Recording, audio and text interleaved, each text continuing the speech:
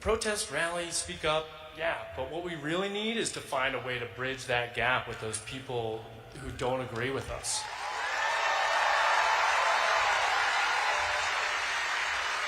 And hey, I'm frustrated about this. I struggle with this topic, but we have to figure out a way. Don't preach, actually listen to what they're concerned about. Help them understand how this impacts them. We can't fix things without them. This isn't about right and left anymore. It's about right and wrong.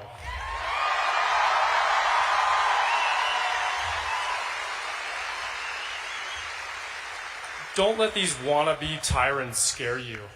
That's what they want. When you're scared, you can't think. We're Americans. We're tenacious. We don't back down to people who mess with us or try and take our rights.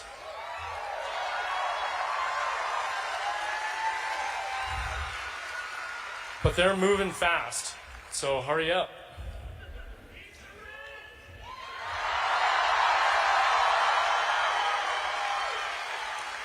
All right, next up is actually my neighbor, my friend, and my pharmacist, Benjamin Jolly.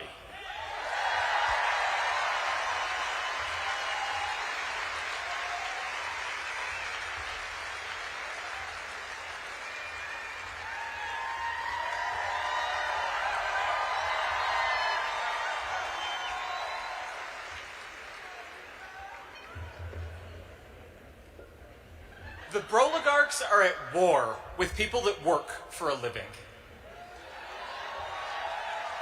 I am a pharmacist.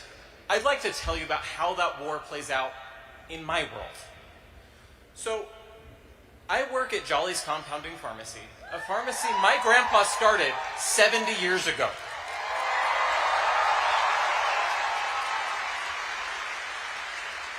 That makes us the third oldest pharmacy in the state. I graduated from East High School right here in Salt Lake City. Now, Salt Lake City School District uses, for their pharmacy benefit management, a company called CVS Caremark. Last year, CVS convinced the school district that they would save money by telling all of the teachers, you have to go to CVS to get your prescription refills. This means that me, an East High School graduate, cannot get paid to care for the teachers that taught me the math and chemistry I use every day.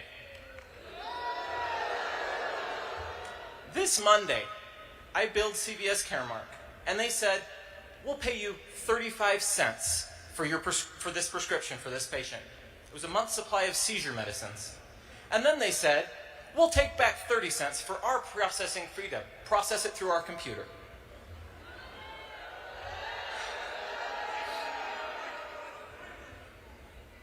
After my staff filled the prescription, and I checked the prescription to make sure it was safe and appropriate for the patient, my coworker delivered the medicine to that patient's home. For that level of care,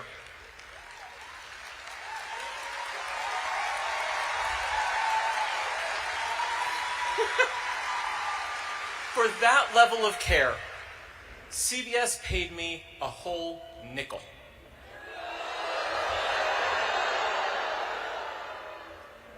This Friday, I went to our drive-up window and talked with a woman who was getting her brand new prescription for a blood pressure medicine called losartan. This was her first chronic medicine. She has never had to take medicine before, and she was worried. So I took the time to talk with her and talk about the importance of this medicine. She recently found out that her blood pressure was measured at 195/120. That's crazy high. So she started this medicine after I talked with her, and we talked also about what she could do with her diet and what else she could do to stay healthy taking this medicine. We talked for about 15 minutes. Her pharmacy benefit manager, OptumRx, paid me $0. and then told me to collect $6.63 from her.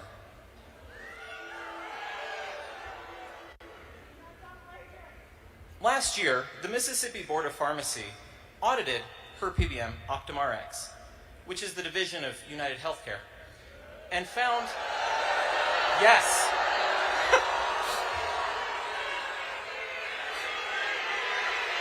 yes,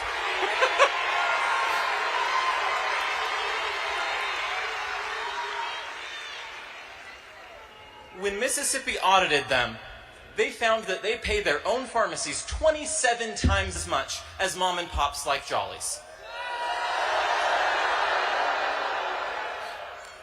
As a result of this corrupt, self-dealing behavior by Fortune 10 companies, just since January of last year, 3,178 pharmacies have closed nationwide.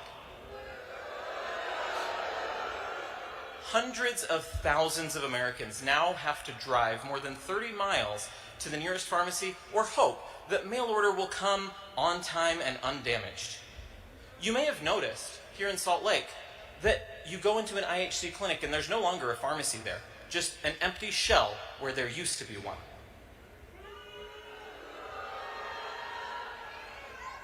During the last Congress, the Senate Finance Committee unanimously passed legislation that would have reformed some of the worst of these pharmacy benefit manager abuses.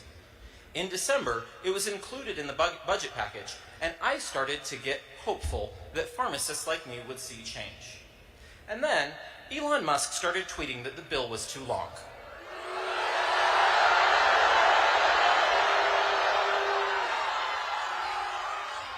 The next day, his tweet was, "What is a pharmacy benefit manager?"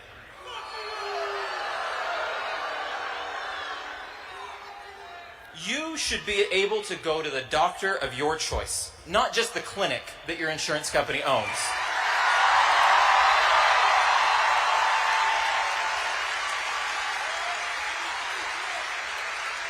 You should be able to go to the pharmacy of your choice, not just CVS.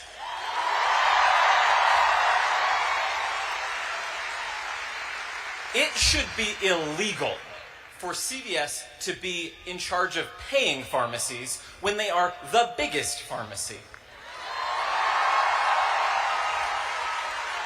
It should be illegal for United Healthcare to tell you which doctor to go to and be in charge of paying doctors when they employ 100,000 physicians today.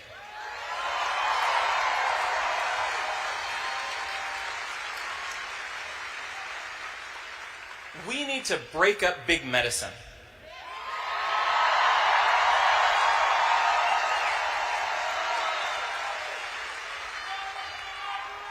If you agree with me, go to breakupbigmedicine.com and join my fight.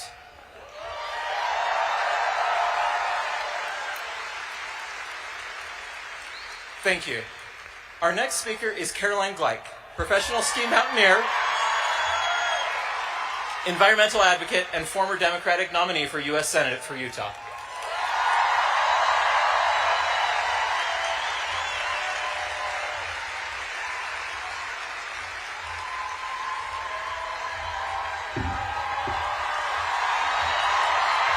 Hello, Salt Lake City!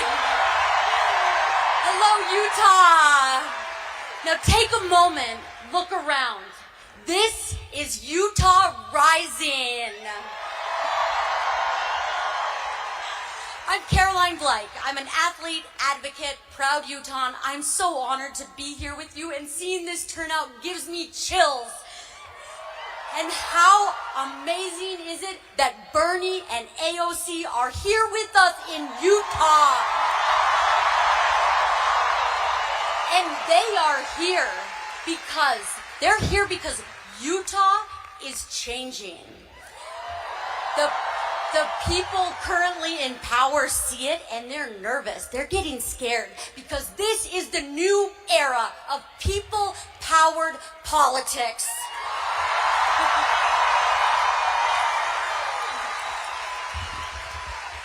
So last year, I did something that really scared me. I ran for United States Senate. And it was honestly one of the scariest things that I've ever done, which says a lot because I've climbed the highest mountains in the world and I've skied the steepest mountains here in the Wasatch. But I ran because I saw our state and country going backwards. I saw our Utah leaders deciding to ban books and pride flags. Well, doing that while letting hate symbols go unchecked. I saw them silencing voters through rigged maps. I saw them blocking workers from organizing, selling our public lands, and policing. They're policing what bathrooms we go to while we breathe toxic air. Our Utah leaders, our government is literally in the toilet.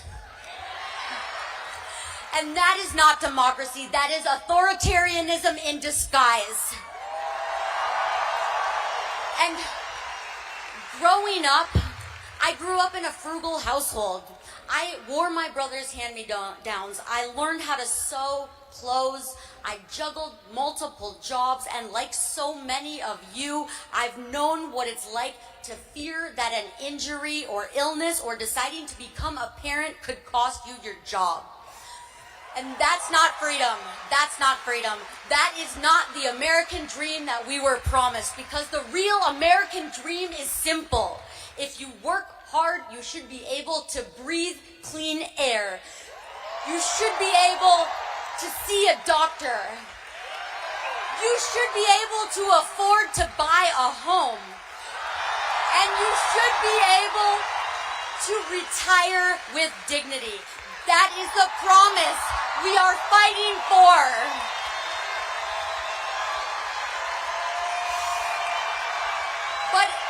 But instead of that, we've got billionaires and extremists like Donald Trump and Mike Lee. And they're treating our lives like line items, gutting Medicaid, gutting our federal workers, cutting taxes for the rich, and letting polluters poison our air and water while Utah families pay the price with their health. And they think that our public lands are treasured places, are bargaining chips to fund billionaire tax cuts. But do we have a message for them? Our public lands are not for sale. Let's hear it again.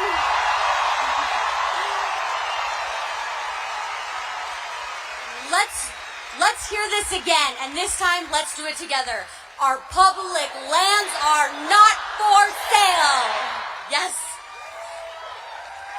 And our democracy, they want to auction that off too. And in 2024, just 100 wealthy families spent $2.6 billion buying our elections.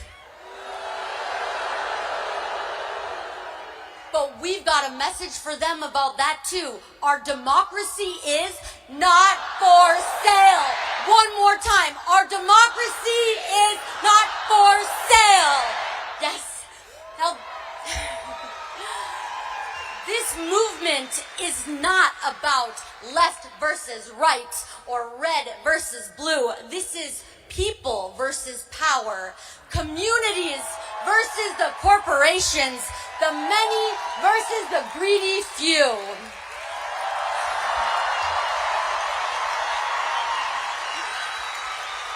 And here is the truth.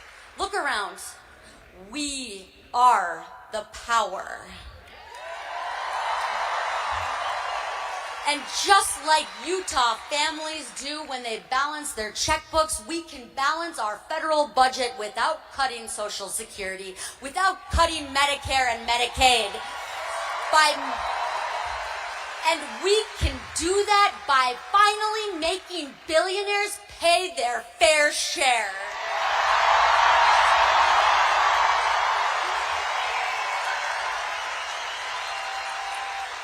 We can get big money out of politics and send a message loud and clear. If you sell us out, we will vote you out. But now is our moment to run for office. Whatever experience and background you have, you are qualified. It is needed in politics and government today. You all have the qualifications to run for office. Please really think about it. We have to contest every single race up and down the ballot, every county in Utah. We cannot let Republicans run for any seat unopposed.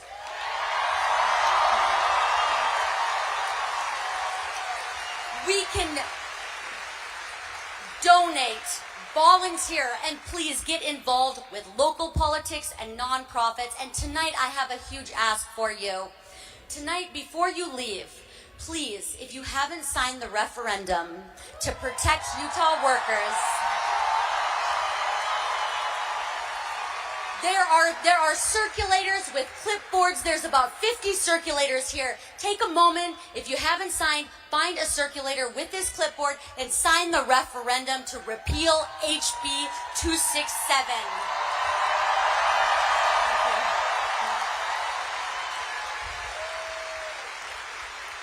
And together, we can reclaim the American dream, and not the billionaire version, the people's version, a future worthy of our dreams, our children, and our planet. And you all give me hope. Look at this turnout. This is incredible.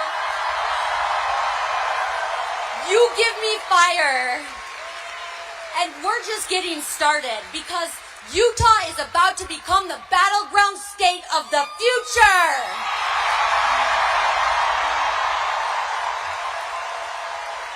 So when I say Utah, you say Blue-taw. Utah.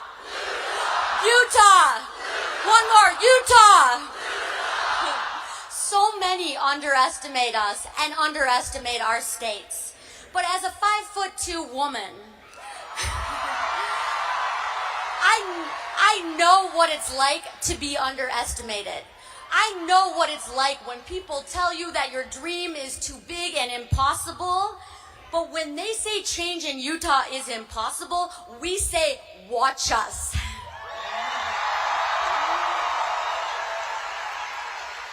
And now we're going to hang tight, because in just a few minutes, we will be welcoming Bernie and AOC up to the stage.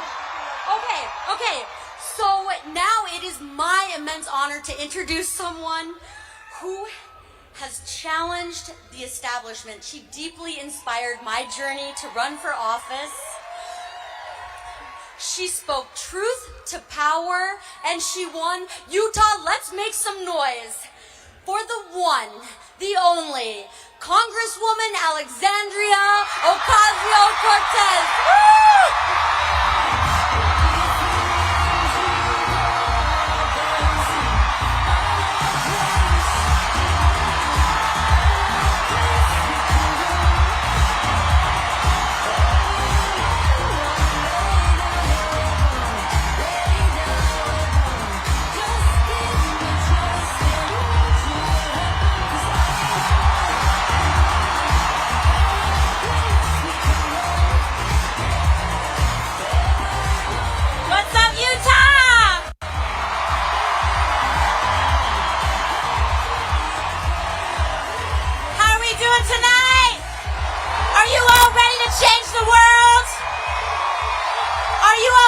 Change this country? Good, because it starts in places like Salt Lake City. Thank you. It is incredible to be here tonight with you all. You know, I love you too. We're actually seeing that our numbers tonight looks like we've got 20,000 people here tonight. We've got 5,000 people outside who just want to be part of this moment. So thank you all so much. And I want to thank each and every one of you for taking and making the effort of being here today, for taking the time out of your days in order to show up here tonight. So thank you. My name is Alexandria. Some of you may know me as AOC. And we are all here together because we share the frustration and heartache that comes from watching those in power actively tear down or refuse to fight for everyday working Americans like us. And we're here because an extreme concentration of power, greed, and corruption is taking over this country like never before. Oligarchy in America. And we must acknowledge the terrifying moment that we are in right now.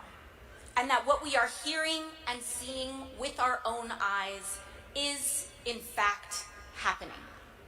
We are watching as our neighbors, students, and friends are being fired, targeted, and disappeared.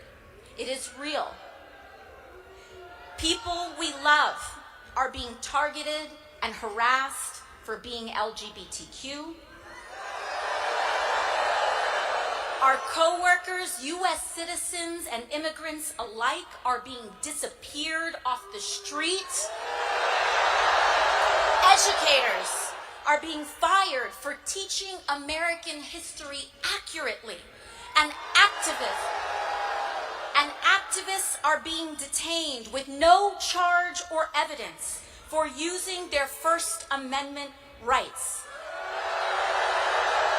especially if they are using them to try to end the war in Gaza. In fact, the Trump administration admits that it has jailed a young father and husband, Mahmoud Khalil, without any evidence or charge of a crime. And they admit that they have thrown him in a cell thousands of miles away from his family in New York because he attended a protest, and are detaining him for the content of his speech and nothing more than that. But let's be clear, Utah. Donald Trump's detention of Mahmoud Khalil for his speech is anti-American. And we demand his release, along with the release of Rumeysa Ozturk, who he is also jailing for writing an op-ed in her school paper. And we demand this, Utah, because we do have power in this moment. All of us do, you do, and everyday people do. And it will never be just institutions and officials alone that uphold our democracy. It will always be the people, the masses, who refuse to comply with authoritarian regimes, who are the last and strongest defense of our country and our freedoms. Because we know that a better world is possible, and we are willing to do something about it. But to get there, we must be honest about how we got to where we are right now. Because this moment didn't come out of nowhere. It has been a long time coming. The destruction of our rights and our democracy is directly tied to the growing and extreme wealth inequality that has been building in America for years. It is not a coincidence that billionaires like Elon Musk dumped billions into this election to elect Donald Trump. And he sure isn't doing it out of charity. For years, we have known that our political system has slowly but surely become dominated by big money and billionaires. And time after time, we've seen how our government and laws are more responsive to lobbyists than to the will of everyday people. And we also know that the agenda of dark money to keep wages low and loot our public goods to give to the rich is deeply unpopular with the people of all parties.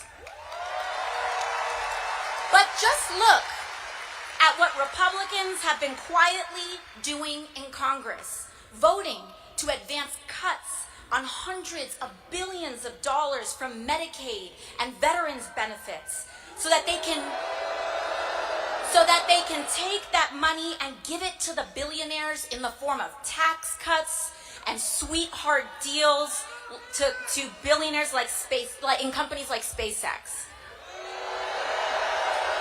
And you know who from Utah voted for that, by the way?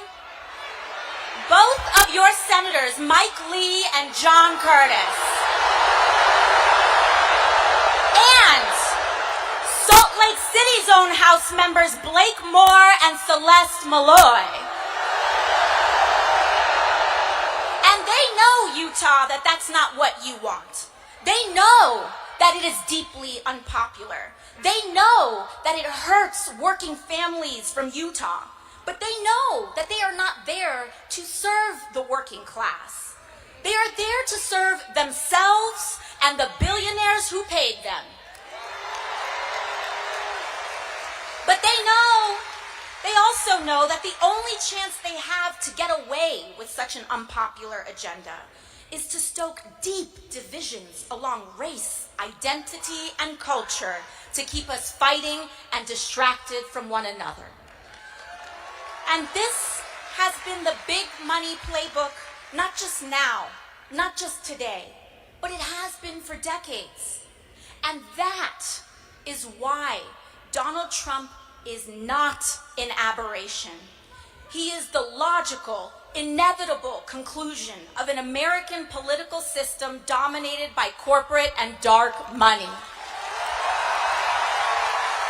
And if we are to defeat him, Utah, we must defeat the system that created him.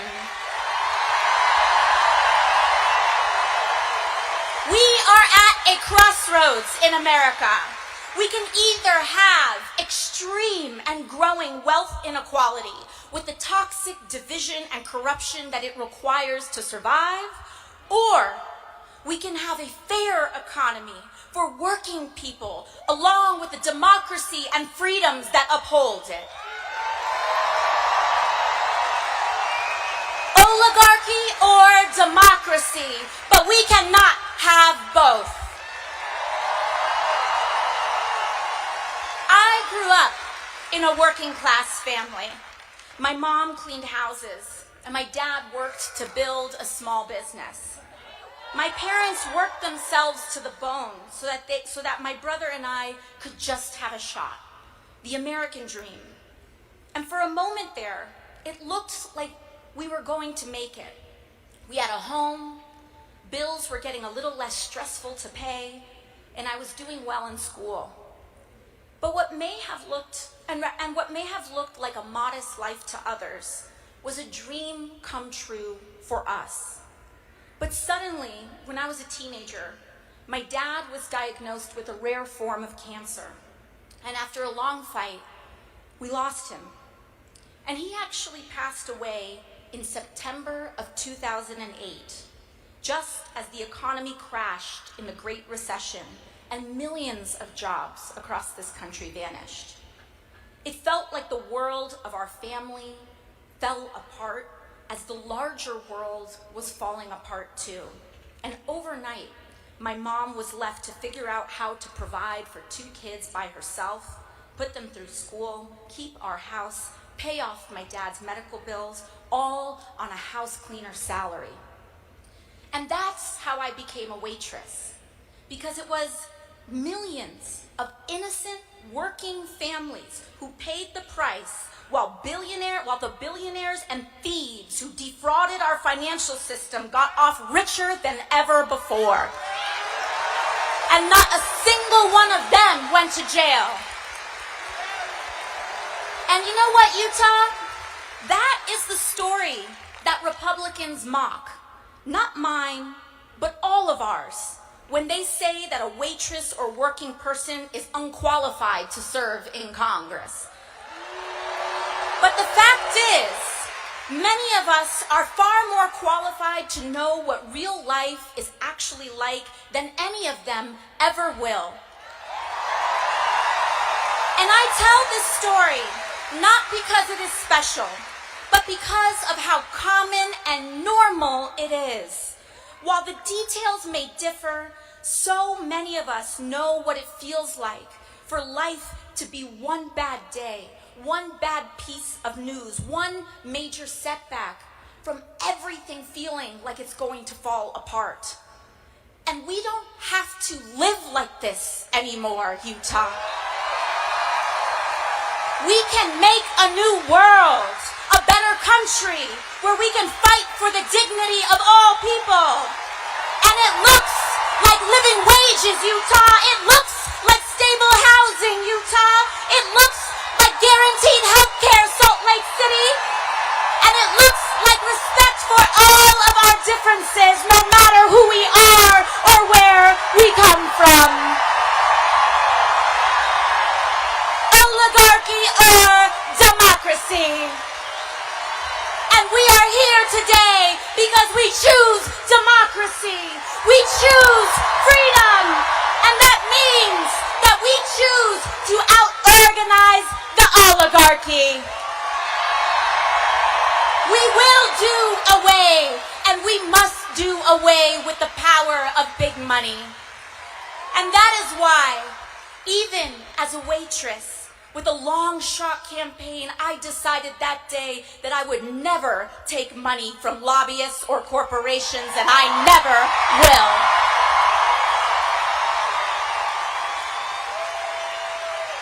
And when I got to Congress, I was genuinely shocked by how the place worked. Even having run against dark money in the first place, the everyday influence of corruption was astonishing. We have somehow conditioned ourselves to believe that it is normal for members of Congress who swore an oath to the people to somehow day trade individual stocks and make millions with the sensitive information we are entrusted with to serve. How, I ask you, can anyone possibly make an objective vote on healthcare, energy, or war when their personal money is tied up in pharmaceutical companies, oil companies, or defense company stocks? You can't. And we saw this play out this week with Trump's corrupt and disastrous tariff scheme. And I hope that we can see now that Trump's tariff scheme didn't have anything to do with manufacturing like they claimed. It was all about manipulating the markets so he could quietly enrich his friends who bought the dip before reversing it all in the morning. All while our seniors and retirees suffered. Salt Lake City, this is a matter of fact. Donald Trump is a criminal. He was found guilty of 34 felony counts of fraud. Of course he is lying and manipulating the stock market too. He makes himself rich, the billionaires who back him rich, and the members of Congress who collude with him rich, but not you or us or any working person in this country. And to be clear, I don't care what party you are, Democrat or Republican. It doesn't matter how powerful or what position you have. Members of Congress holding and trading individual stock is wrong. It is corrosive, it is destructive, and it must be banned. And you can run the tape, because I have always held this position, whether it was Democrats or Republicans in charge. And I'll give you another example of something that's shocking when I got to Congress. Just this year, I was named to the Energy and Commerce Committee. This is one of the most powerful committees in all of Congress. And for years, lobbyists fought to keep me off it, in no small part because I believe in Medicare for all. And because lobbyists don't like what they don't control. And an interesting thing happened the day that it was announced that I was put on that committee. Our phones and the phones in my office rang off the hook. Our inboxes exploded with emails from virtually every corporate lobbyist under the sun. All of a sudden, they wanted to be friends. But you know what, Salt Lake City? Because of you all, because of your support, because you all show up, because you allow me to not take a dime in corporate money, you free me to say no. And we can free others to say no too. I've seen how these groups bully members of Congress. They threaten to take money away or threaten to spend it against them if they don't do what they want. And what they want is for our lives to be as expensive as possible on the lowest possible wage. And it trickles down to how life feels for working people today. But I want us to understand that this constant pressure that we feel in our lives, of the water rising up to our throats, the impossibility to afford anything easily, the fear of speaking up or being who we are in public, the bitter divisions driven more by online algorithms than the truth, the crumbling of our rights and protections. Understand that this, right now, is what it feels like to be governed by billionaires. This is what oligarchy feels like, not someday, right now. The first step is for us to open our eyes. Because of course, it is a system that depends on division to enable inequality that will result in a president who is best at dividing us and most skilled at corruption. And it will also reward the Republicans in Congress who support that agenda no matter what crimes are committed. Big money is how we got Donald Trump. His whole presidency began with launching tools for bribery, meme coins and cryptocurrencies to fleece normal people and move money in the dark. Extortion settlements from media companies and law firms who gladly pay the price. Removing duly elected officials from the inauguration, even Republican ones, to make room for the unelected billionaires who sat right behind him. They have one central economic mission: to make billionaires richer at the expense of the United States of America. And it does not surprise us that their first economic mission has been to target Medicaid, Medicare, Social Security, firing our federal workers and cutting benefits from our veterans for hundreds of billions of dollars so that they can hand that money off to the wealthiest. And Utah, I know that it can look or feel impossible sometimes out here for the Republicans to be defeated. But that is not true. It is simply not true. From the waitress who is now speaking to you today, I can tell you impossible is nothing.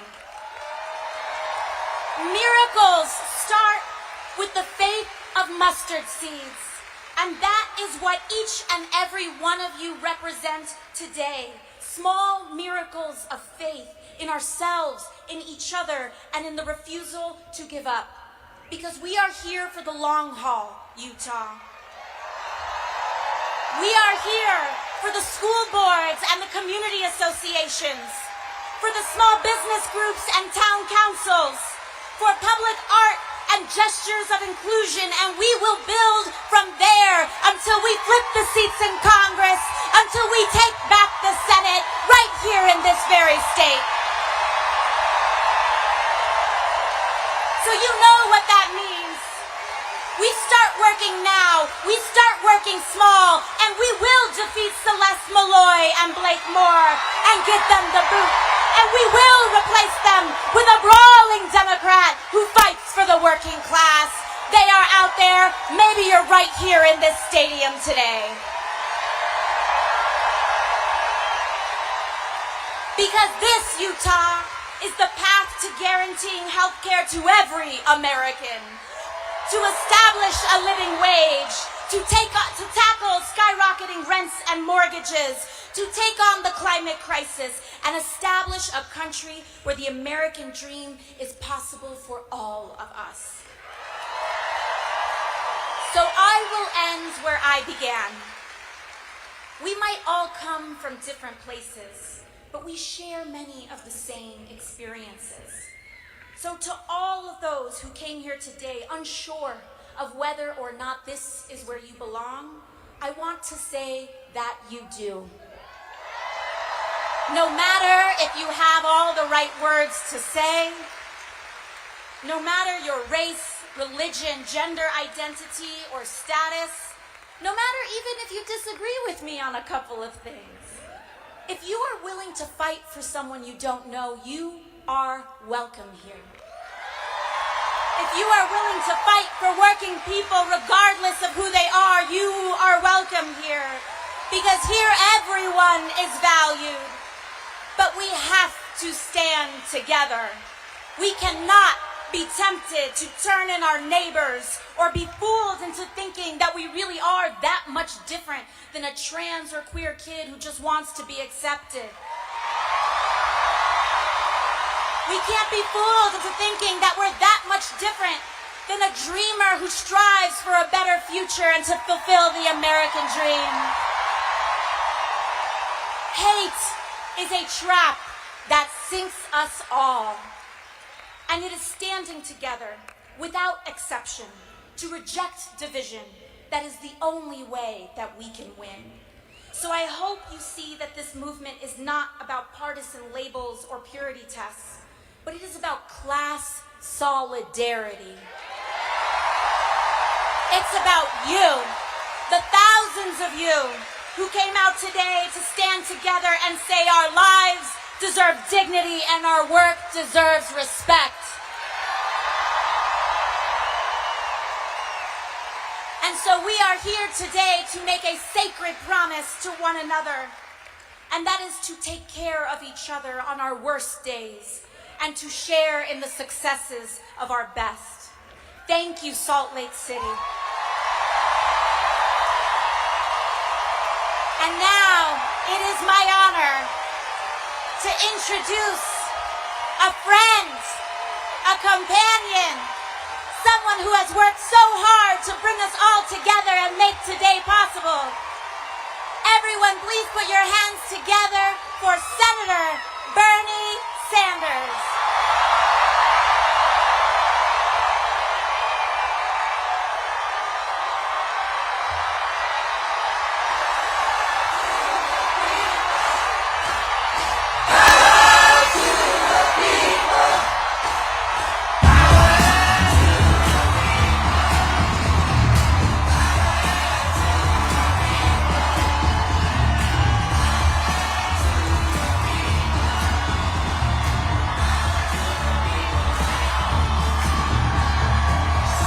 Thank you, Utah!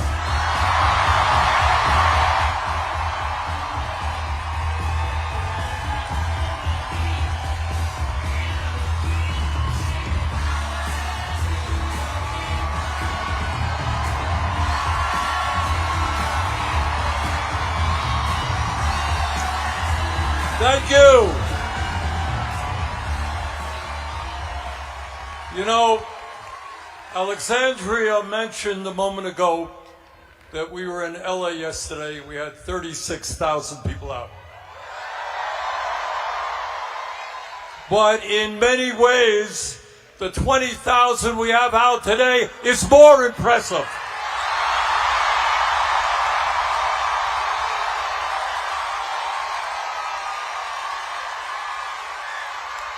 And we're here in so-called conservative Utah, and tomorrow we're going to be in Idaho.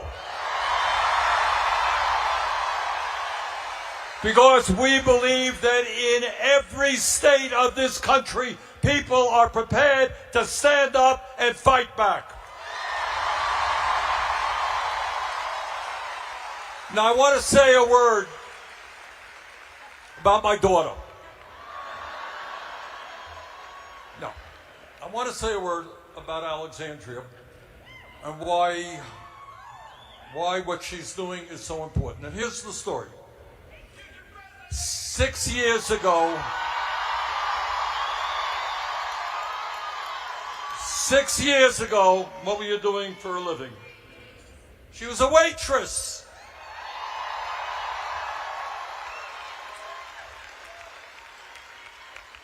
But she looked around her and she saw a society that was fundamentally unjust and in many ways ugly to the people in the community in which she lived in New York City. She stood up and took on one of the most powerful people in the House of Representatives.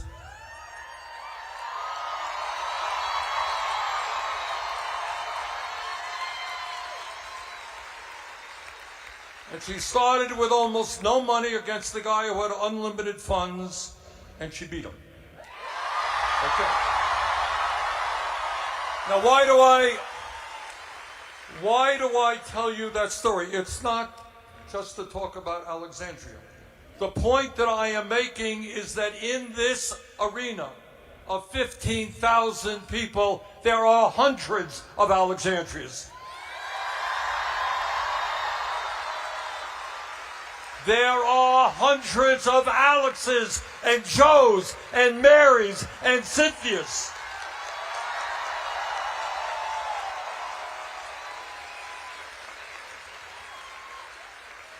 And all across this country, we are going to need people to go outside of their comfort zone.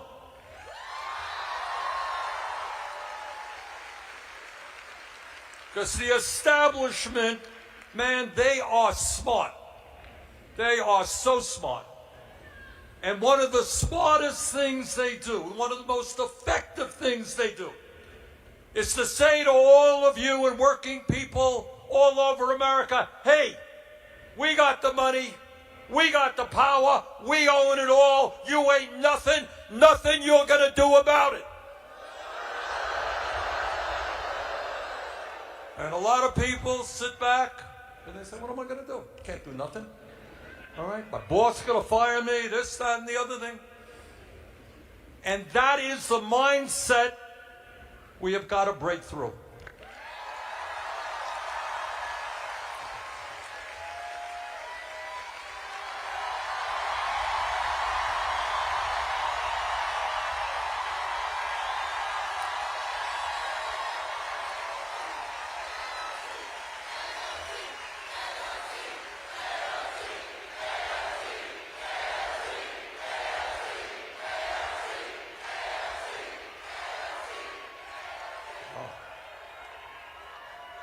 But it's not AOC and it's not Bernie. It is you.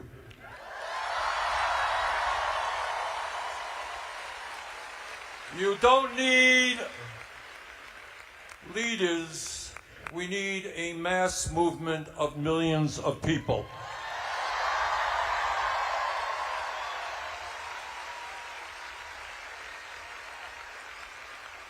Now, the reason that Alexandria and I have been running around the country is because, as all of you know, and she so eloquently stated, we are living in the most dangerous moments in the modern history of this country. And I really, especially for the young people, I wish I could not have to tell you that, you know, but it is just simply true. We are living in a moment where a handful of billionaires control our government.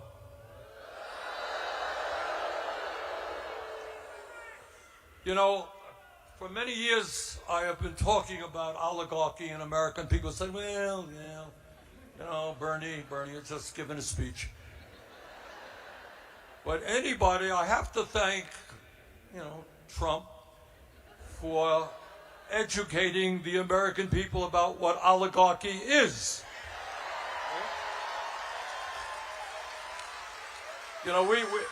We can talk about it as an abstraction, but when Trump gets inaugurated and standing right behind him, and I had the remarkable, unreal, surreal experience of being in the front row, just like you guys are. I got pushed into that, I don't know how, but there I was. And there's Trump taking the oath of office, and right behind him are the three wealthiest people in America. Mr. Musk, Mr. Bezos, and Mr. Zuckerberg. And if that is not enough to make you understand that we're living in an oligarchy, right behind them were 13 other billionaires that Trump had nominated to head up major federal agencies.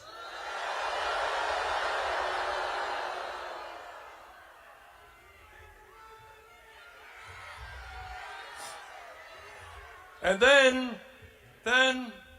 it's not only that we are living in a oligarchy and have a government of billionaires. I mean, that's bad. I was thinking recently, I wish that I had been a better student in the 6th grade of American history. But I remember, and many of you will remember, Abraham Lincoln in 1863 in Gettysburg. Remember what he said? That's what he said. He was looking out on the field, the battlefield. He had come there just a few days after the terrible battle where 20,000 Union soldiers fighting to end slavery, had either died or been wounded. 20,000 soldiers. And he looked out on that field. And this is what he said.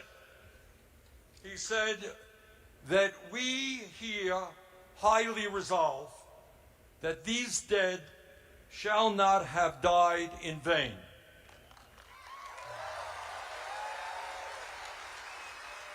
That this nation under God shall have a new birth of freedom. And then remember what he said? And that government of the people shall not perish from the earth.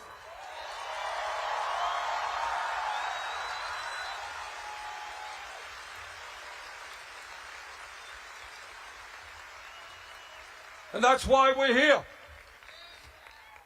We do not want a government of the billionaire class, by the billionaire class, for the billionaire class. We want a government that represents all of us, not just the 1%.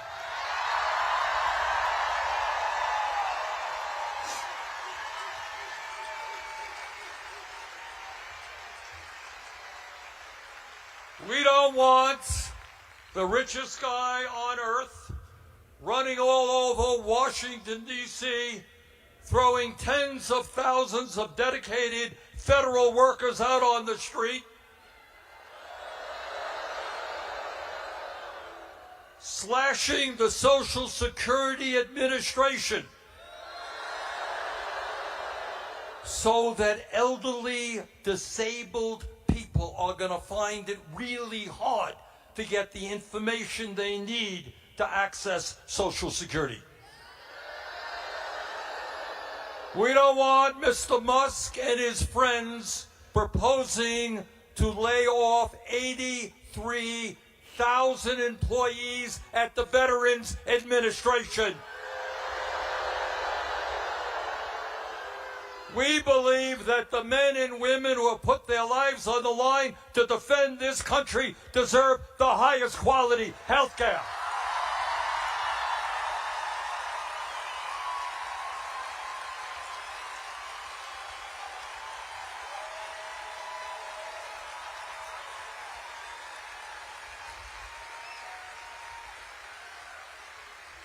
We don't want Mr. Musk and his friends running around slashing USAID.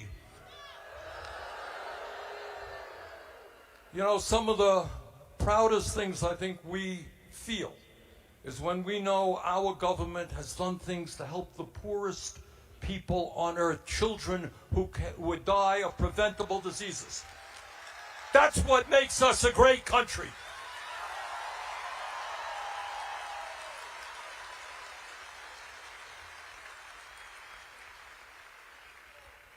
And what makes all of this stuff even worse is that all of these cuts to Social Security, to the VA, to USAID, etc., they are designed to do one thing, and that is to give massive tax breaks to the top 1%. At a time when our healthcare system is already broken. They want to cut Medicaid by $880 billion. They want to cut nutrition programs for hungry kids so they can give Mr. Musk and the other billionaires a huge tax break.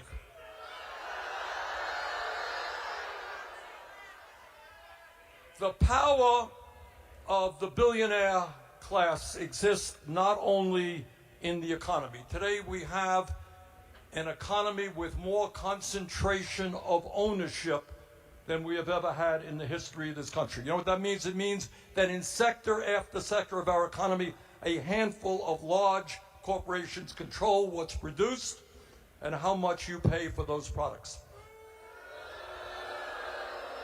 And that is why, in many instances, prices are so high. But they control not only the economy, they also control our corrupt campaign finance system. Now, I want you to think about it. I want you to think about it for a second, and you tell me, and I don't care if you are a conservative Republican, a progressive, an independent, moderate, whatever you are, you tell me. You think it is appropriate in this, the longest standing democracy on earth, that one man, Mr. Musk, could donate $270 million to elect Trump as president, and then get rewarded by getting the most important and powerful position in government? But I have to tell you, it's not just Musk and Republicans, that corruption exists in the Democratic Party as well.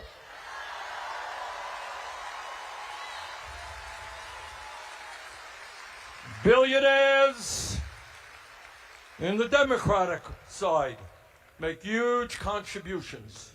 And there is a reason why for too many years and for too many candidates, Democrats have not had the guts to take on powerful special interests.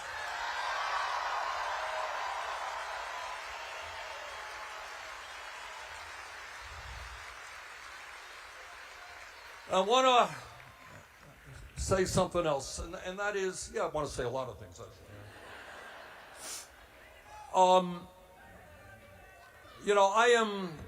I am not somebody who is, I am proud to be Jewish, but I'm not into organized religion very much. But,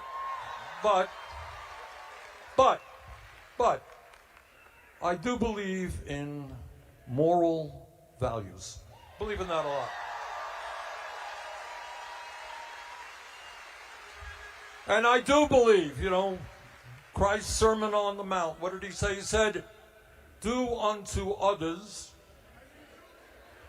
as you would have them do unto you. And it turns out that principle, do unto others as you would have them do unto you, exists in virtually every religion on earth.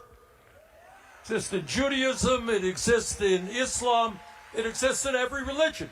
Treat people in the way that you would want them to treat you. Be decent to other people. Be kind to other people so they will be kind to you.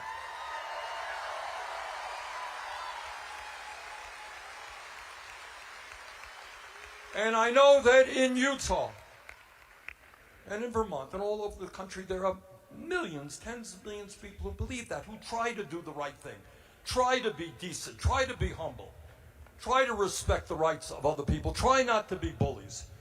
Millions and millions of people hold that ethos very, very strongly. But I do want to say that in terms of the oligarchs in this country, they are also very religious people. But they have a strange religion. Their religion is greed, greed, and more greed.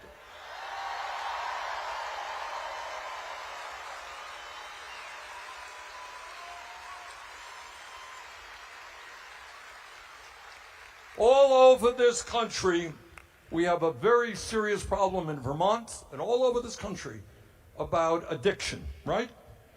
People addicted to drugs, people are drinking too much, all types of addiction.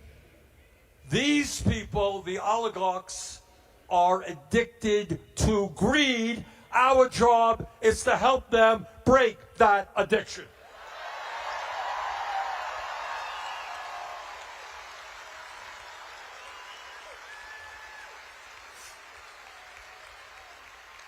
We cannot continue to live in a country where billionaires will step on people, take food away from hungry children in order to give tax breaks to people who don't need it.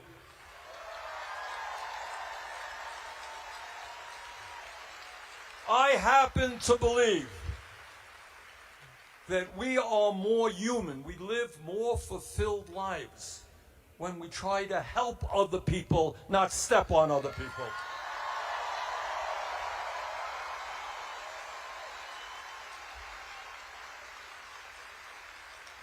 But brothers and sisters, we're not just fighting oligarchy. We're fighting a president who undermines our Constitution every day,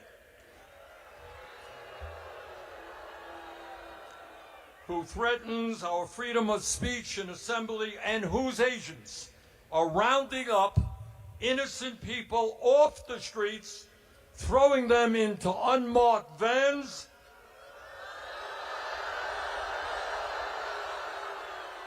and bringing them to detention centers in this country and abroad.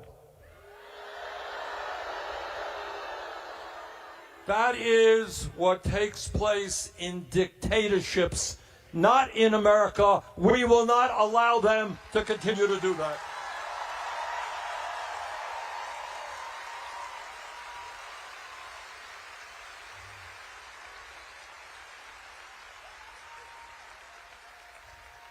The founding, I find myself trying to remember my history lessons. Should have done better in history. But I think back to the founding of this country. And let me tell you, the founding fathers of this country were no dummies. They remember the history. You're talking about the 1780s. They had just fought a war, an impossibly difficult war, where they defeated the King of England, the most powerful person on the planet.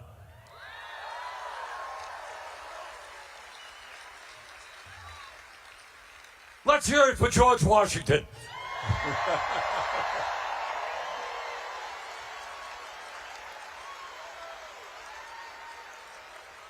But anyhow, these guys had taken on an autocrat. And they sat and they sit around and they said, all right, what do we want in our new country? What do we want? And what they said is, we don't want any one person to have all of that power. So they dealt with the Federalist Papers and all that stuff, and they came up with this kind of brilliant idea of a separation of powers. All right? They said we're going to have a legislative branch, Congress, House, and Senate. We are going to have a executive branch, the president. We're going to have a judiciary, the federal courts. And each one will have check on each other. And what I want to tell you, and I don't need to tell you, I think you're seeing it every single day. You have a president who is working overtime to take power away from the Congress. You got a president who is working overtime to take power away from the federal courts. Now, it is unprecedented. You know, no president, no member of Congress wants to see a Supreme Court or any court rule against him or her. We don't like to see that. And I will tell you that we have seen in the last 20 years with the Roberts Court horrendous decisions on Citizens United and Roe versus Wade, terrible decisions.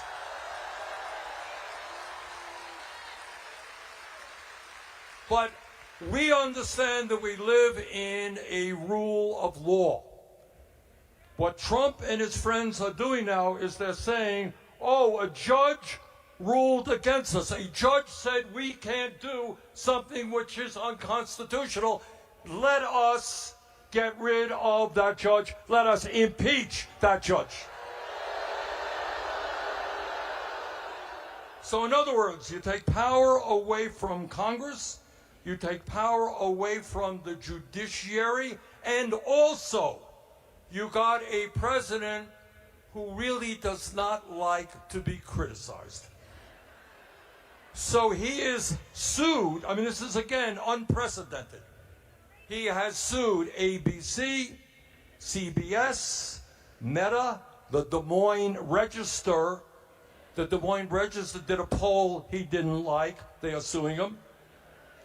They are investigating right now PBS and NPR.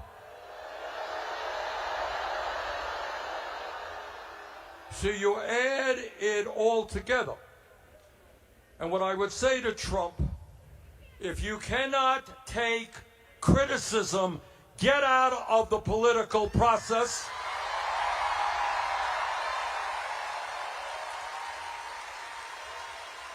This is a democracy, and criticism is an essential part of that democracy.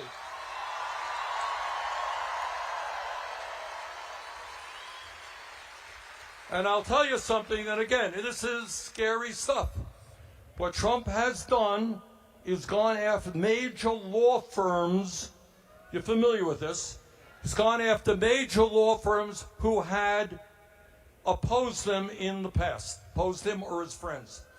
And what is really disgraceful is that a number of these law firms whose job it is to defend the rule of law, they have caved in to Trump in order to get their millions and millions of dollars in government contracts. And he is going after universities. The function of a higher university, an education in general, is the pursuit of truth, wherever that takes us.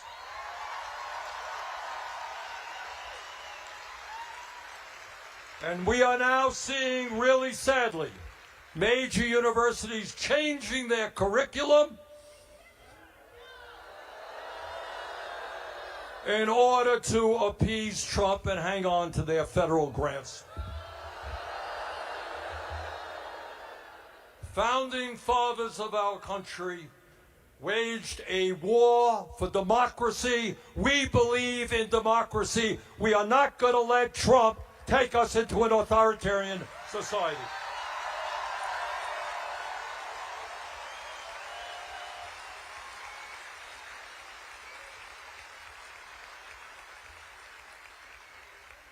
But it is not just domestic policy that we should be concerned about. For the first time in our 250-year history, we have a president who is aligning us with a terrible dictatorship in Russia.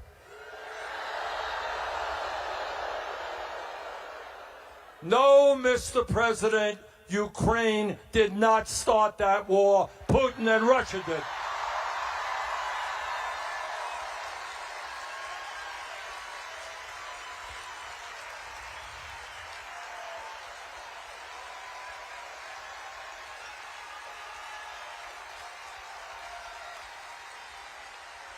And we're not going to sell out the people of Ukraine for Trump to make some partnership with Putin.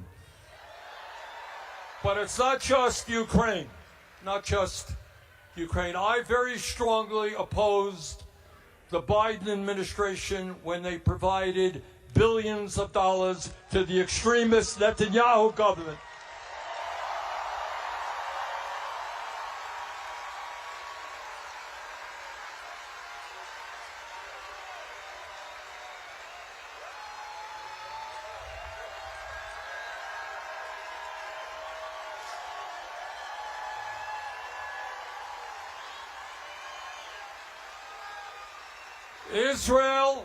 Israel, like any country, has a right to defend itself against terrorism. But it does not have the right to wage an all-out war against the Palestinian people in Gaza.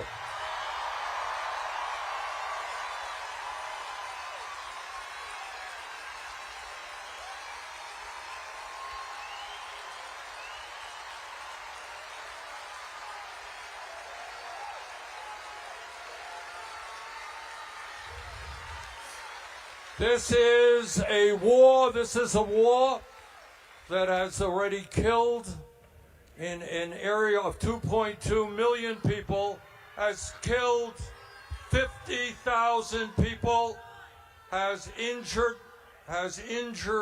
over 110,000, 60% of whom are women, children, and the elderly.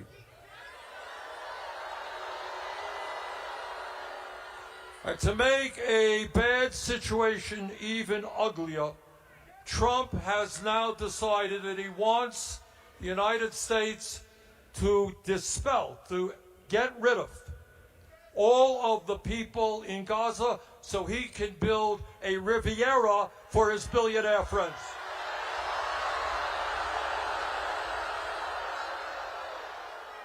That is beyond insane, and we're not going to allow that to happen.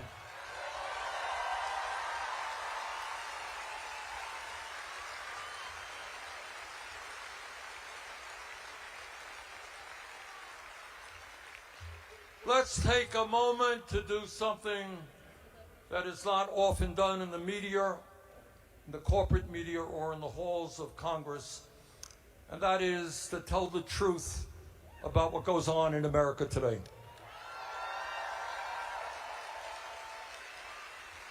And here it is, in a nutshell. On one hand, you have the people on top who have never, ever had it so good in the history of America. Mr. Bezos, Mr. Musk himself, listen to this. One man owns 5 times more wealth than the bottom 50% of American households. He is worth $340 billion, while the bottom 50% of households are worth $63 billion. The top 1% in America now owns more wealth than the bottom 90%.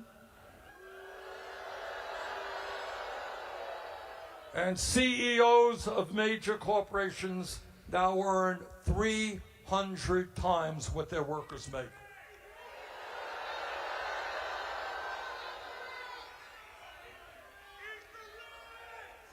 Now that is one America, and it's an America where these guys really are separated from the reality of American life. They fly around in their own jets. They own their own islands. They send their kids to exclusive schools. They have nannies. They live in their very separate world. That's one world. And then there is another world.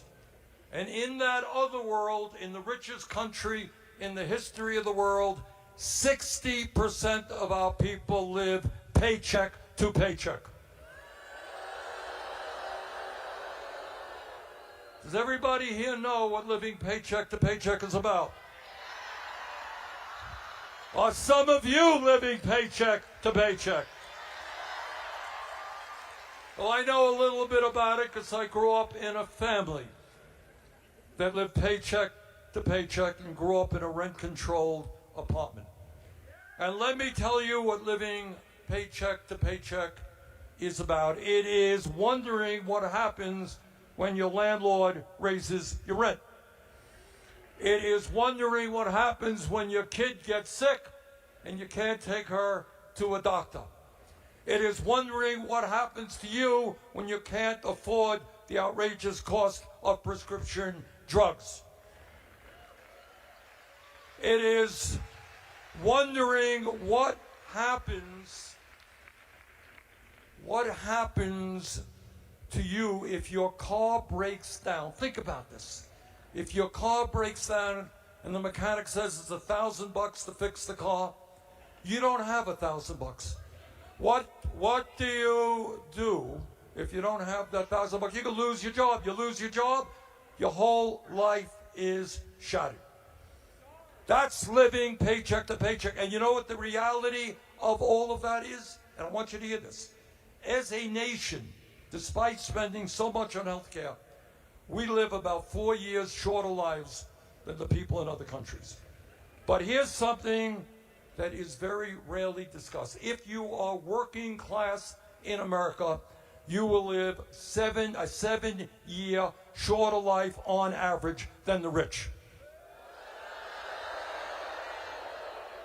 Why is that? Primarily stress. It's trying to figure out every single day, 365 days a year, how you're going to survive, how you're going to pay the bills, how you're going to take care of the basic necessities of life. And you do that day after day, week after week, year after year. It takes years from your life.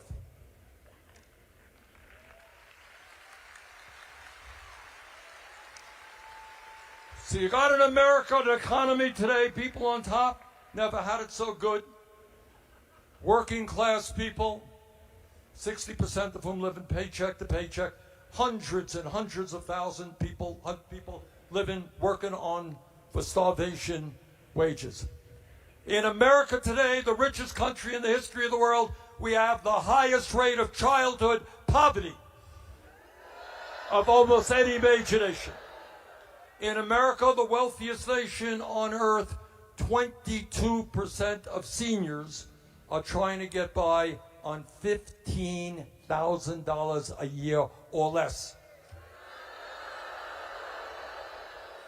Half of older workers have nothing in the bank as they face retirement. Now, way back when, I'm a little bit older than most of you, I had the honor of being in Washington, D.C. in 1963 to hear Dr. Martin Luther King Jr.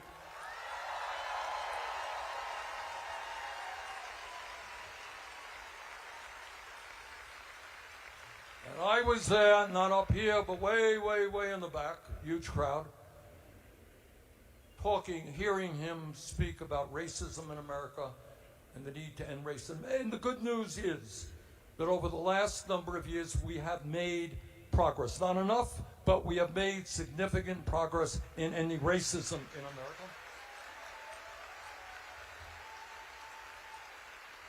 Not so many years ago, there were 2 women in the United States Senate. Today, there were well over 20, and there were no women governors. Today, there are many. Back then, hundreds of women died every year because they could not access a legal abortion.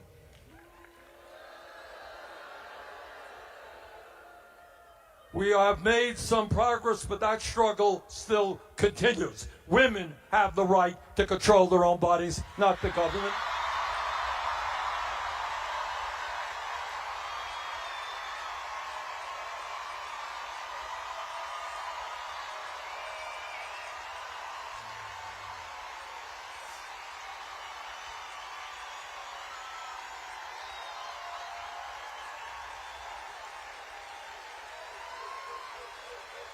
And I can I can remember as a kid that anybody who was gay, they never talked about it. They never made that public.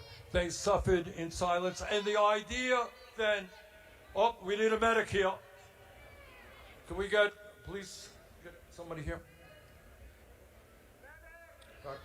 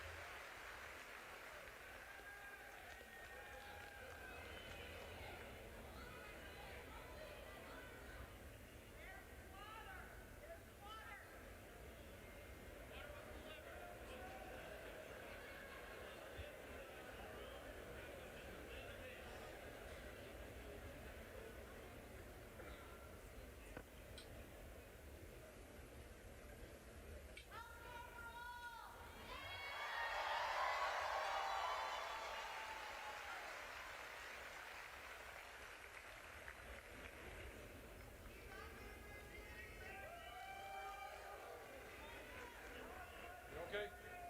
All right, I think she okay? Okay, good. Thank you all.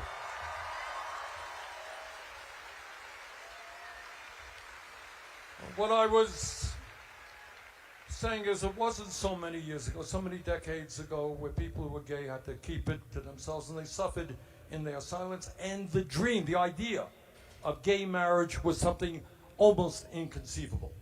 All right, my point in saying these things is that over the decades, we have made progress in a number of important areas. We've made progress in combating racism, made progress in combating sexism, made progress in combating homophobia.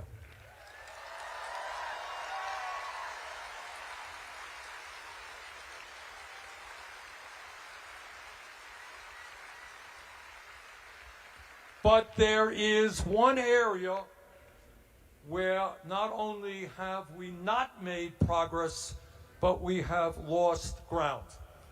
And that is the economic struggle facing tens of millions of working families in this country.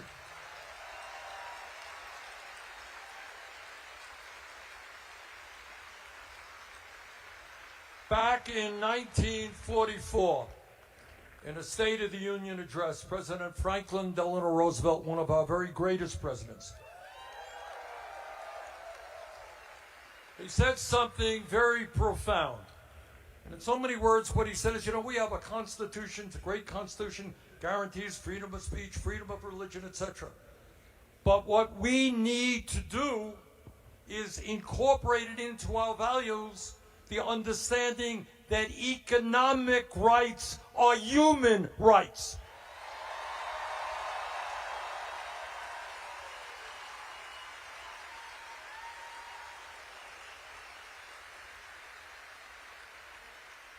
We are the richest country on earth, and new technologies are going to make us even richer.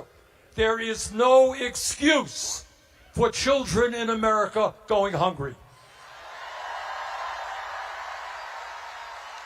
There is no excuse for elderly people not being able to afford their prescription drugs. There is no excuse for 800,000 people sleeping out on the streets.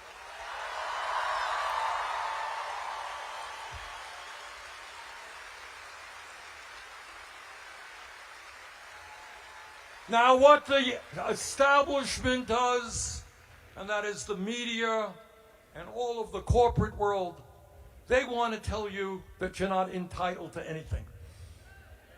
That life is a struggle, that it's dog eat dog, and if you were born poor or working class, tough luck. Well, I have a different vision for America. And that is We have got to end this corrupt campaign finance system. Overturn Citizens United.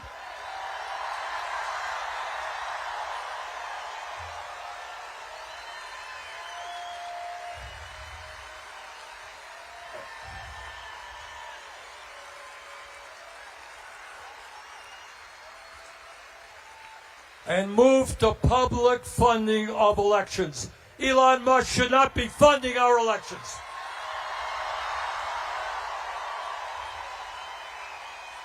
We have got to deal with the grotesque level of income and wealth inequality. We're not going to give tax breaks to billionaires. We're going to demand they start paying their fair share of taxes.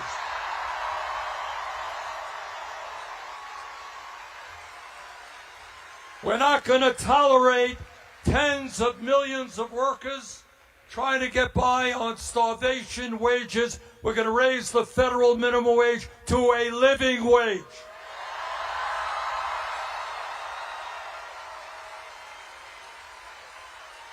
All over this country, workers want to join unions.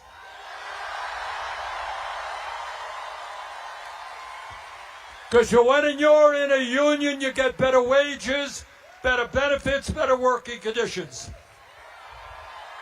We're going to pass legislation that stops corporations from acting illegally against workers who want to join unions. A lot of people in Washington are talking about cutting Social Security. We're not going to cut Social Security. We're going to expand Social Security.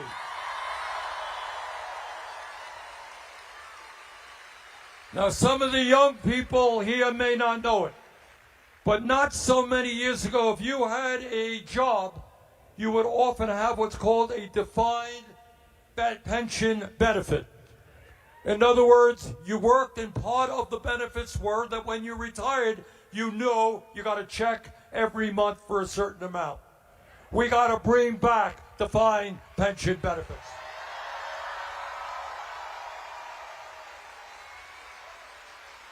And when we talk about where we want to go as a country, I want everybody here to understand we are the only major country on earth that does not guarantee health care to all people as a human right. This is not a radical idea. We are spending twice as much per capita on health care as the people of other nations, and yet 85 million, and many of you here, are uninsured or underinsured. Large deductibles, yes? The function of a rational healthcare system is not to make huge profits for the insurance companies and the drug companies.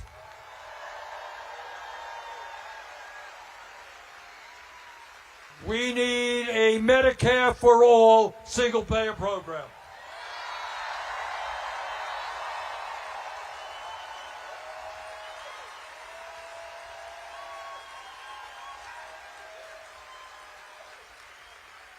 All over this country, in Vermont and all over this country, we've got a major housing crisis.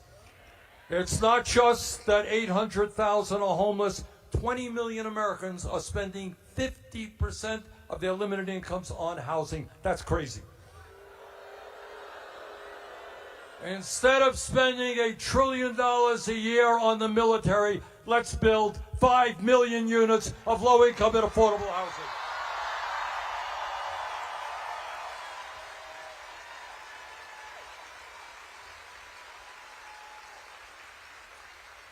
We live in a competitive global economy. We need the best educated workforce on earth.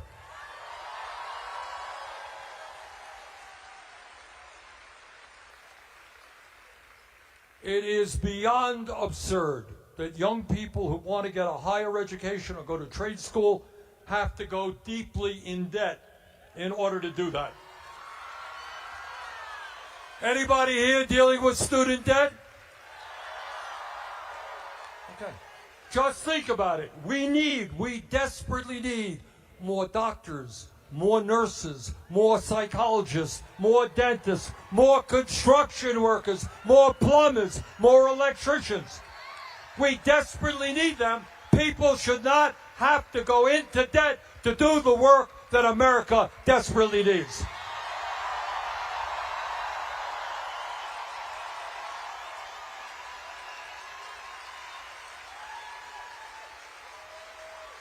It is not a radical idea. It is not. 100 years ago, working class people said, you know what, we want our kids not to be working in factories or in the fields. We demand public education. And we got that. But that stops at the 12th grade. The world has changed. We got to make public colleges and universities tuition free.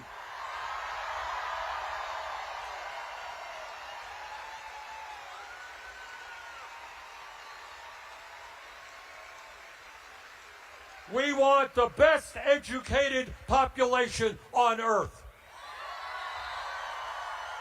From child care to public schools to higher education. That's what we should be doing. Now, Donald Trump, in his genius, thinks that climate change is a hoax. We know it is an existential threat. And we know we can create millions of good-paying jobs, transforming our energy system away from fossil fuel to energy efficiency and sustainable energy.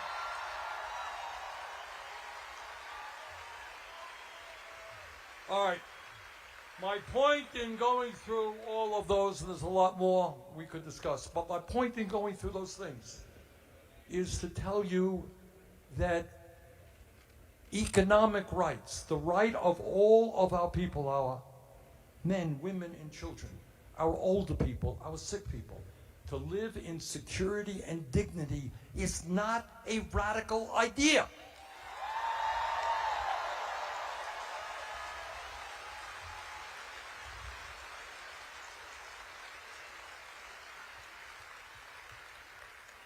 Back in 1857, Frederick Douglass. You all remember Frederick Douglass? He was a great abolitionist, and in 1857, they were in the middle, obviously, of this great struggle to end slavery. And I want you to hear what he said, because what he said back in 1857 in the fight against slavery is as relevant today as it was then. This is what he said. Listen carefully. Power concedes nothing without a demand. It never did, and it never will.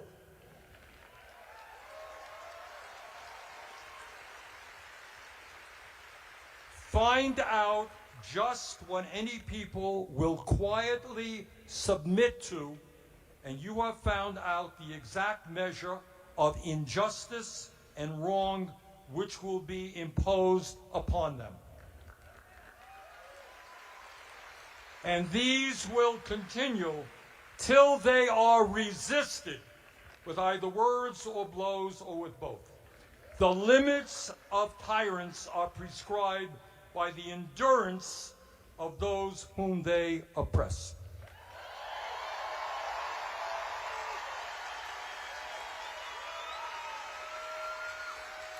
Pretty relevant today, isn't it? In other words, all that Douglass is saying, they ain't gonna give you nothing.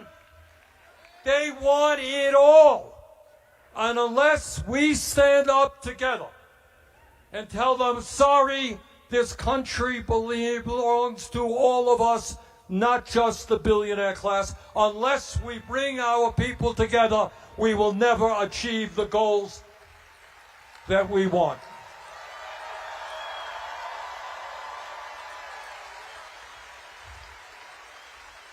Now, I'm not a mathematician, but I do know that 99% is a hell of a larger number than 1%.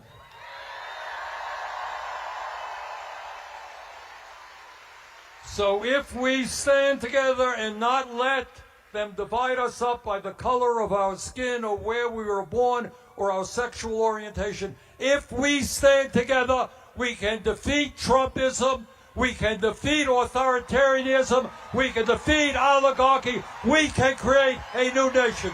Thank you all very much.